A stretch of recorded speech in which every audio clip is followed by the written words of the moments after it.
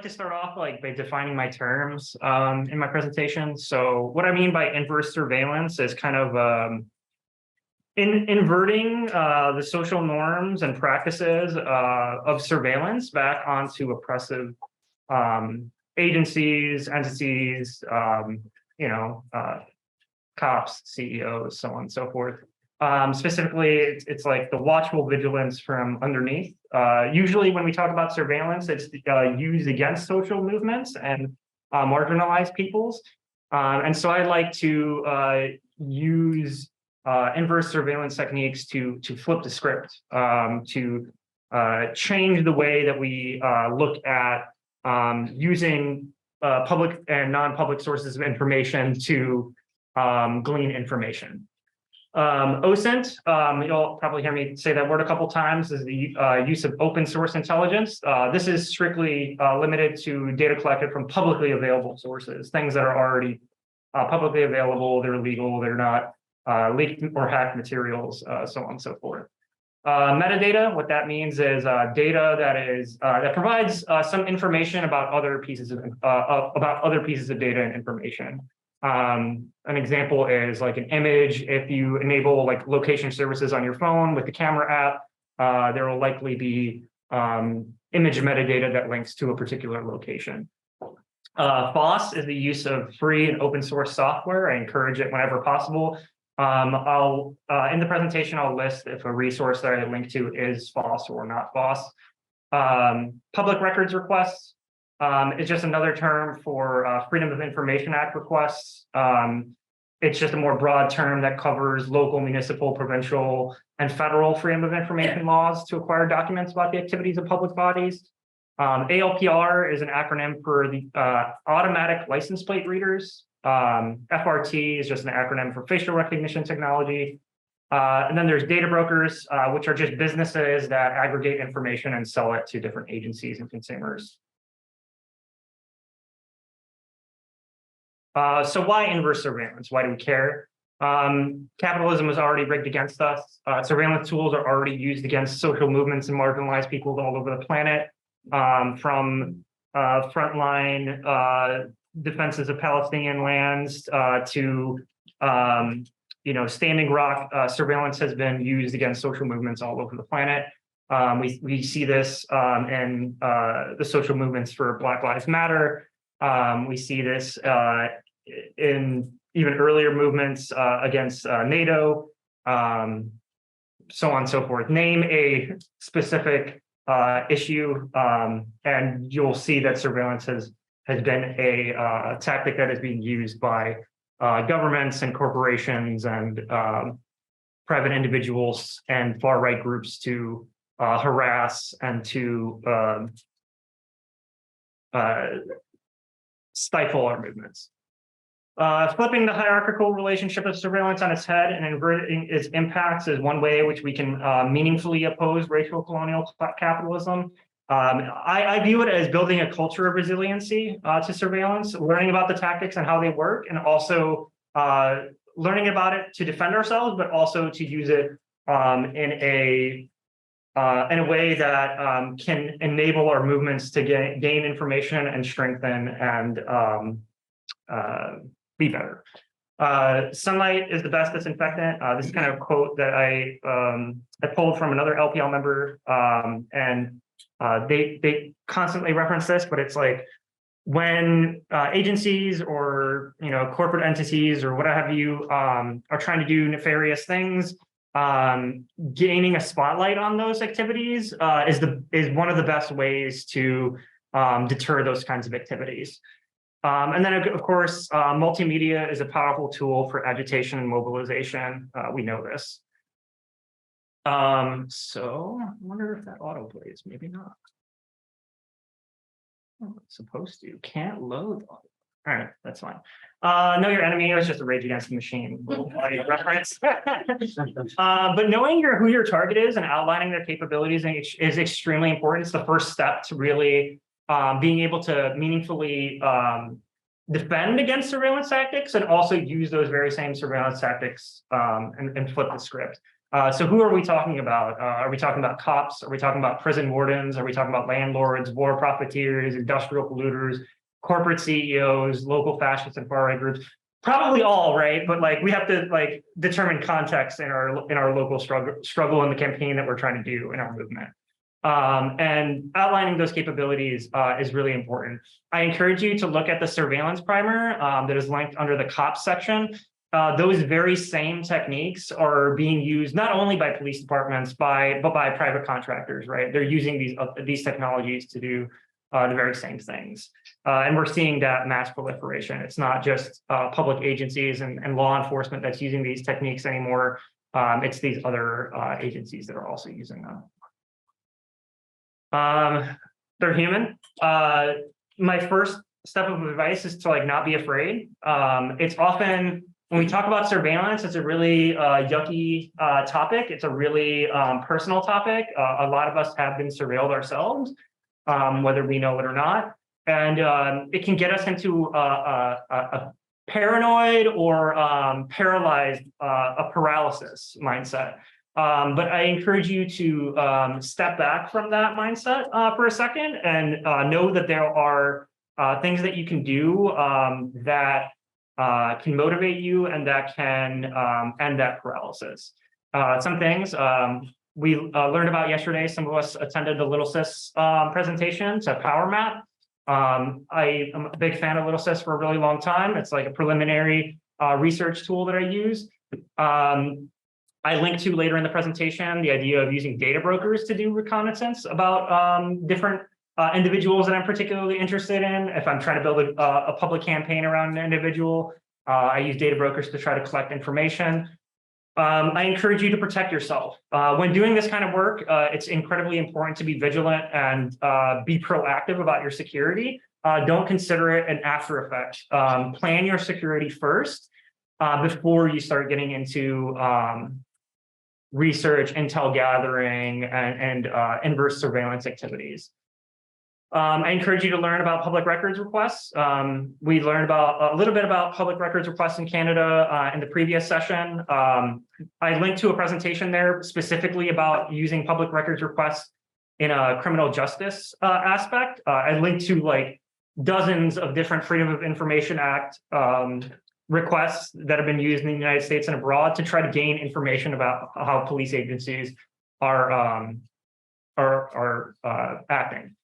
I encourage you to build relations with public access lawyers, lawyers that cover press freedoms, and anti-SLAPP lawyers. We talked a little bit about that yesterday too. But if you live in a province or state or municipality that doesn't have anti-SLAPP laws, it is really important to build that out before.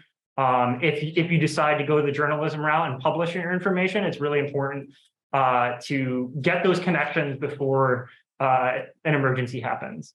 Of course, build solidarity with comrades, fundraise for a retainer if you have to pay for legal fees to hold a lawyer in the back burner, or to find a pro bono lawyer. And if you're doing public records requests, suing is an avenue which you often have to go through. It's something that I've had to do myself, both on a personal level, but also at LPL in the past. It is often the case that public agencies are just not willing to give you the information, even though that it exists, or they're pretending that it doesn't exist. And so lawsuits are a way in which we can push public agencies to be more transparent. And the benefit of that too is once we push agencies to become more transparent, we can advocate for proactive transparency, publishing data before I have to file a public records request, for example. I encourage you to learn about leaks and data stores that may contain additional information that isn't publicly available, looking at data breach websites like Have I Been Pwned or Dehashed, looking at websites like the Distributed Denial of Secrets, which host hacked and leaked materials.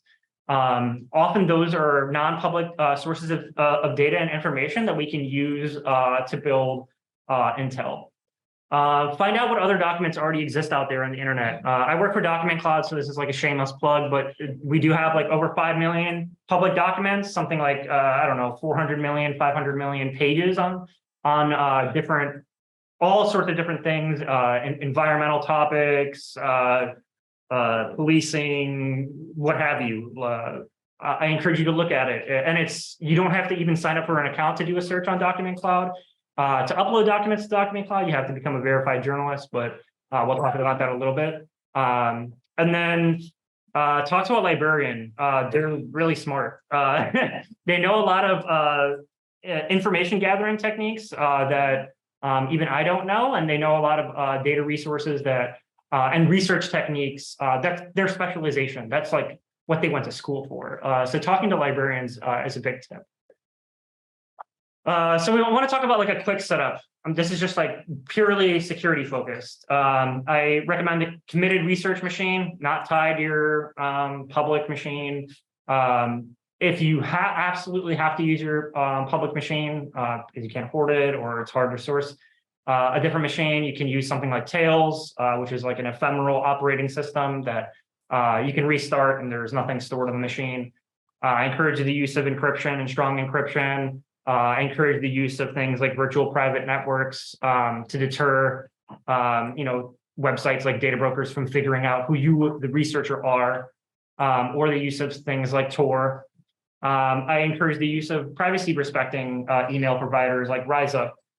They do require an invite, and the use of things like PGP to encrypt email. I encourage the use of dedicated phones. If you're doing like on the ground research, a little bit about me. My background is also in like anti-fascist research. So in that case, if like I need to do really sensitive research, I don't want that tied to my personal phone number or my mobile ID and stuff like that. So you want to get a dedicated phone to do that sort of research. Of course, clean social media accounts, not tied to your real name and address and so on and so forth. Some of this links to, building up that research infrastructure. More gear and infrastructure we can talk about. Big lenses is really important. If you're trying to research like surveillance technology that's not necessarily public yet, you're looking at a street corner and you're looking at a camera and you're like, what is that thing? Like, what is it actually doing?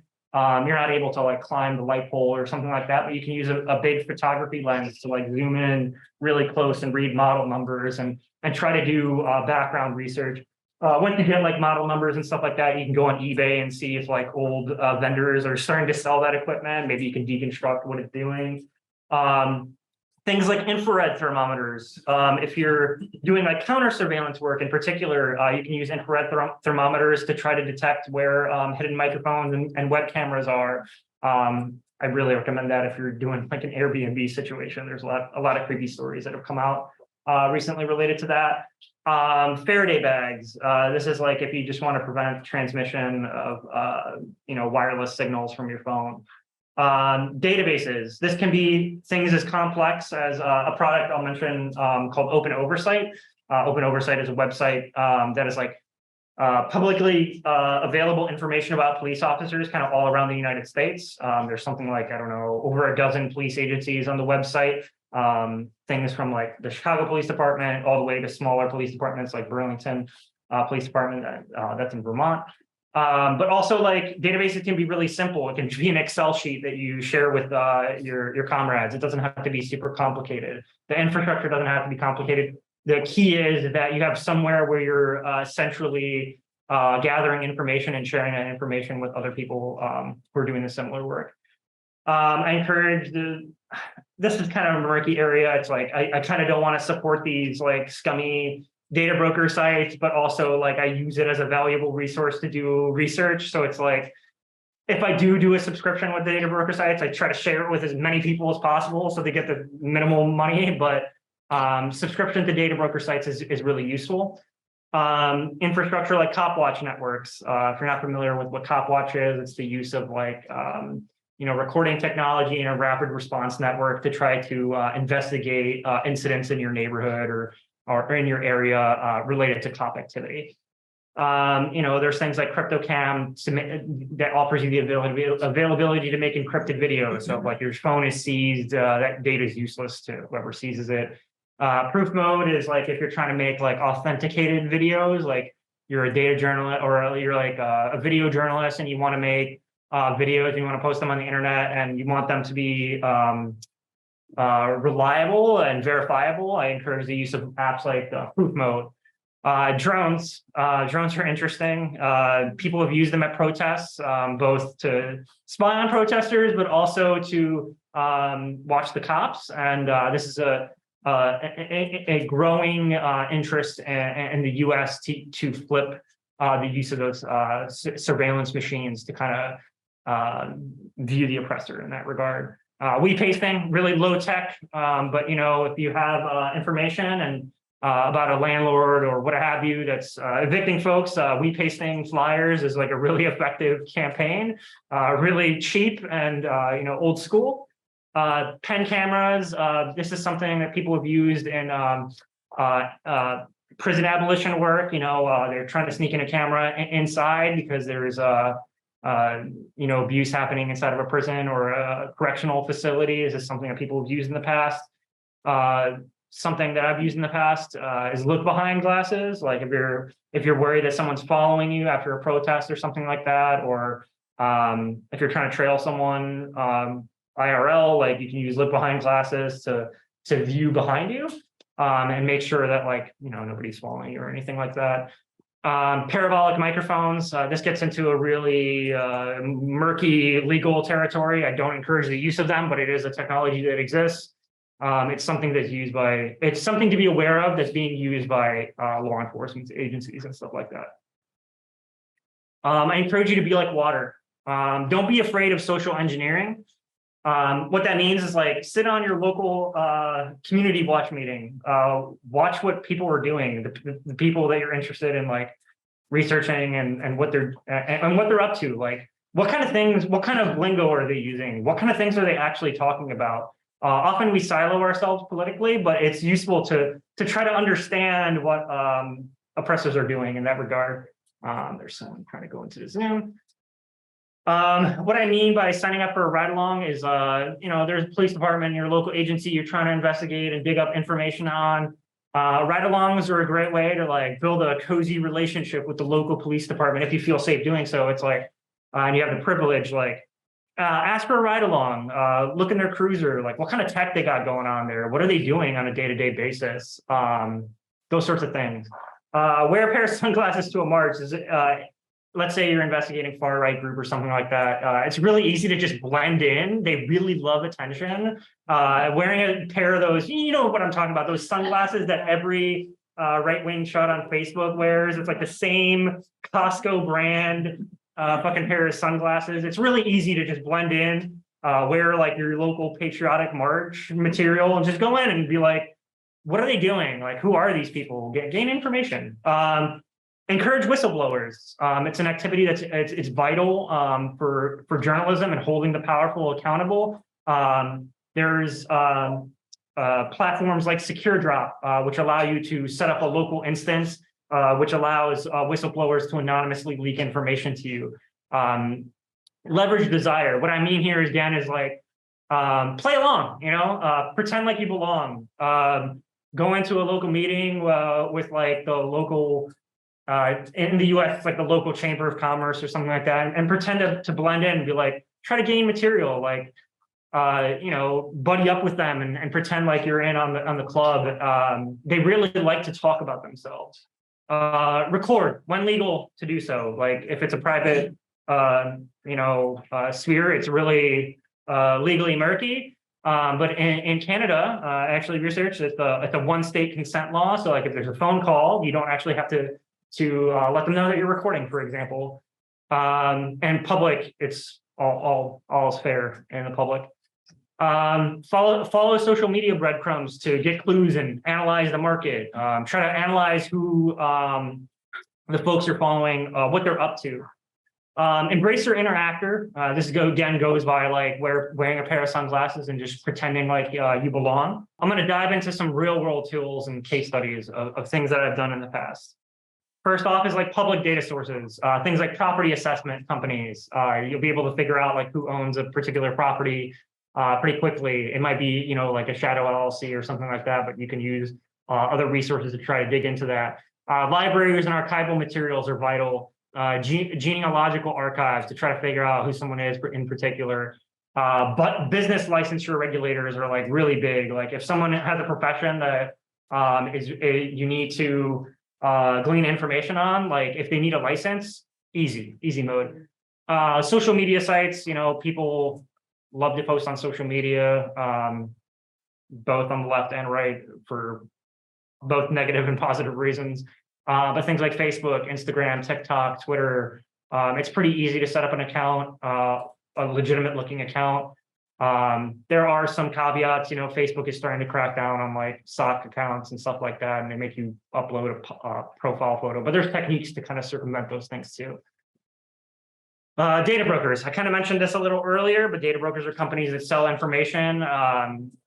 You can gain a lot of information from those sorts of things. Canada 401 is one I found this morning, added to this presentation. It's like, if you're trying to find an address on someone, you're trying to interested in what their local activity is like, you can use that resource. Been verified is a really popular one. Learning about data brokers is important both from a defense and offense perspective. Like you should learn about data brokers and opt out of as many as you can, because it's like really privacy invasive, but it's also something that you can use to intel gather and build up steps to getting data and information about agencies and individuals and so on and so forth.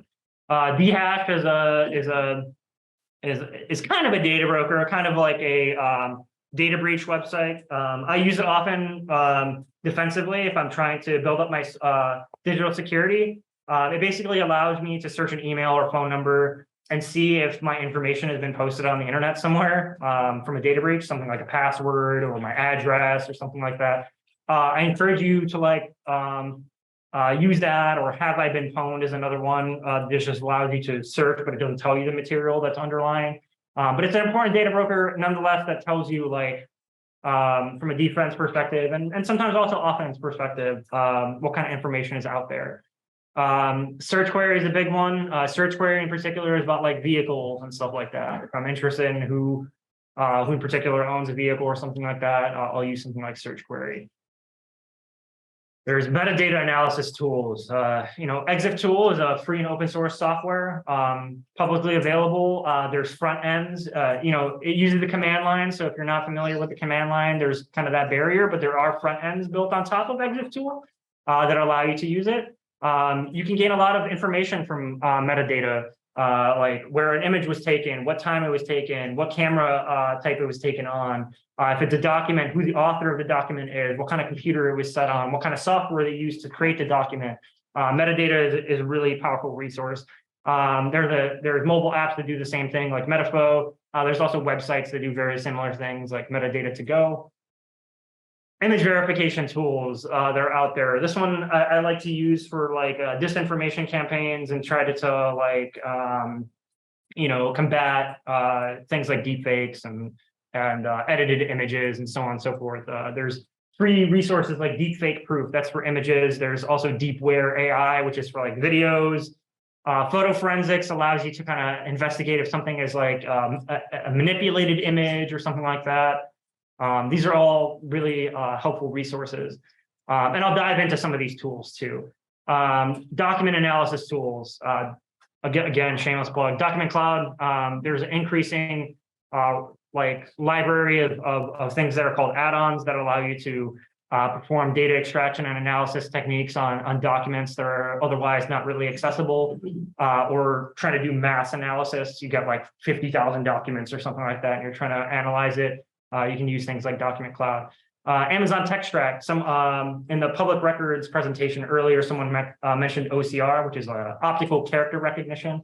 When you have like a PDF and let's say it's scanned or it's handwritten text or something like that, sometimes it can be hard to actually search through the document. Like let's say I do Control F and try to search through text through it. OCR allows us to build the underlying text structure within the PDF that allows us to do the searches. So Amazon TextRact is a really powerful OCR tool for that.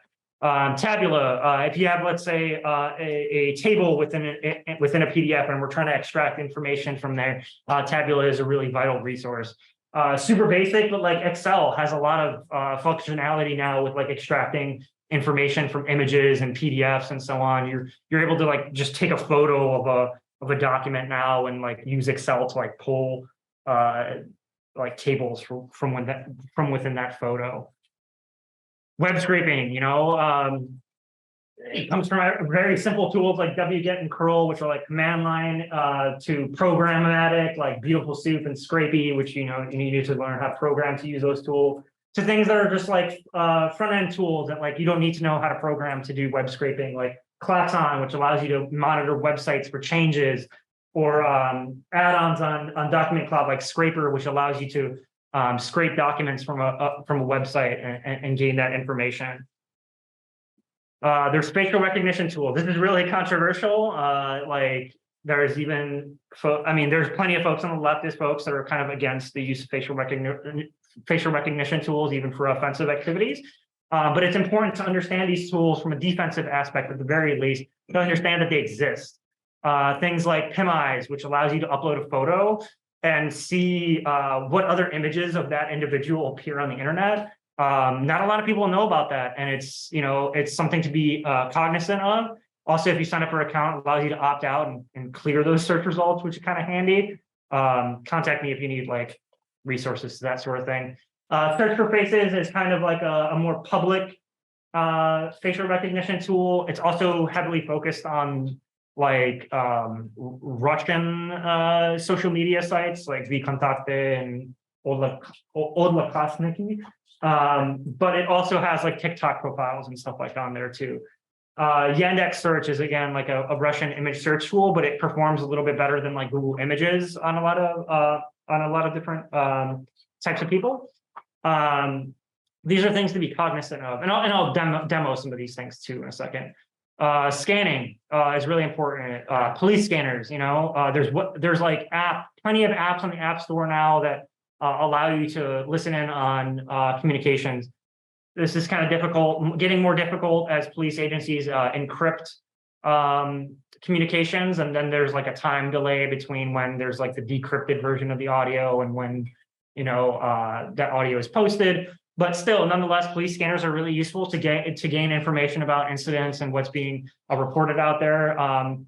Things like software-defined radios like HackRF1 allows you to do like spectrum analysis and see like you can do things like from tracking airplanes to drones to building your own what's called a cell site simulator, which allows you to identify like what mobile devices are in the area and stuff like that. I linked to in the new elect. I linked to a article on Vice where a guy builds his own cell site simulator for like $20, which allows you to see like what mobile identifiers are in the area. Like it's creepy, but it can be useful too. Drones, drones are advancing at an ever increasing pace. The DJI Mini is like it's pricey, but you can use it to do inverse surveillance activities.